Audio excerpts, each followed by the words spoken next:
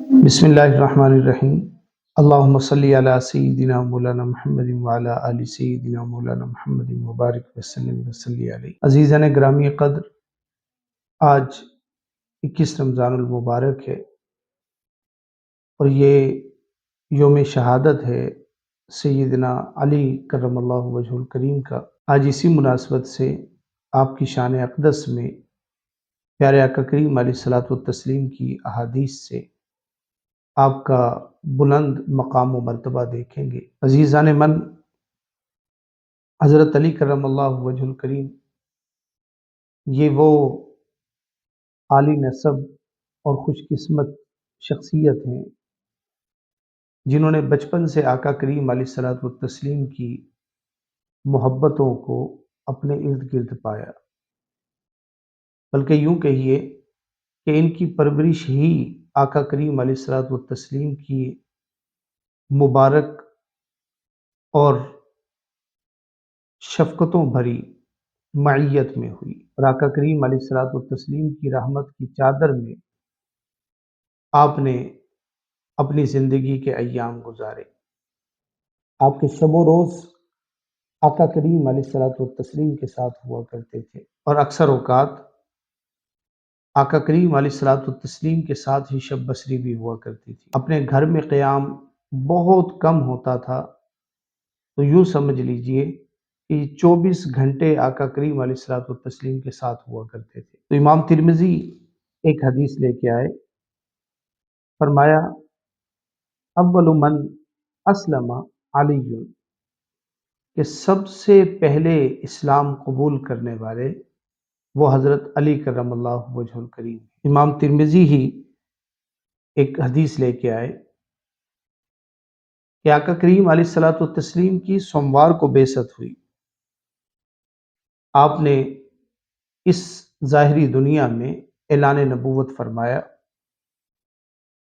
اور منگل سے حضرت علی کرم اللہ وجہ الکریم نے پیارے آقا کریم علیہ الصلوۃ والتسلیم کے ساتھ نماز پڑھنا شروع کر دی۔ گویا فقط ایک دن کے بعد ہی حضرت علی کرم اللہ وجہ الکریم یہ نماز پڑھنے والوں میں سے تھے، بلکہ امام ترمذی ہی یہ حدیث لے کے آئے کہ اول من صلی مع النبی صلی اللہ علیہ وسلم بعد الخدیجہ، کہ حضرت علی کرم اللہ وجہ الکریم وہ مبارک شخصیت ہیں جنہوں نے حضرت خدیجہ کے بعد آقا کریم علیہ الصلوۃ والتسلیم کے ساتھ نماز پڑھی ہے۔ دوسری خوش قسمتی حضرت علی کرم اللہ وجہ الکریم کی یہ ہے کہ آپ کا نکاح پیارے آقا کریم علیہ الصلوۃ والتسلیم کی لخت جگر حضرت فاطمہ الزہرا سلام اللہ علیہا آپ کے ساتھ ہوا، اور فقط امام طبرانی کی یہ حدیث اس حوالے سے کافی ہے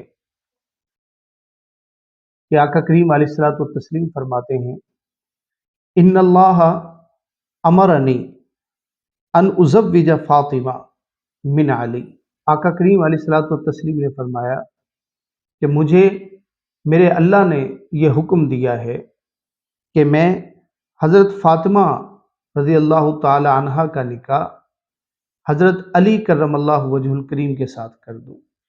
اب اس سے بڑی سعادت اور کیا ہوگی کہ اللہ حکم دے رہا ہے کہ اے حبیب مکرم اپنے جگر کے ٹکڑے کو حضرت علی کرم اللہ وجہ الکریم کے ساتھ بیعہ دے۔ سب سے بڑی فضیلت اگر تو فضائل کے باب میں دیکھیں اور مناقب کے باب میں دیکھیں تو حضرت علی کرم اللہ وجہ الکریم کی شخصیت جیسی کسی کی شخصیت نہیں ہے، لیکن میں یہ سمجھتا ہوں کہ اس سے بڑھ کے اور نسبت کیا ہوگی کہ آقا کریم علیہ الصلوۃ والتسلیم نے حضرت علی کرم اللہ وجہ الکریم کو اپنی اہل بیت میں شمار کیا ہے۔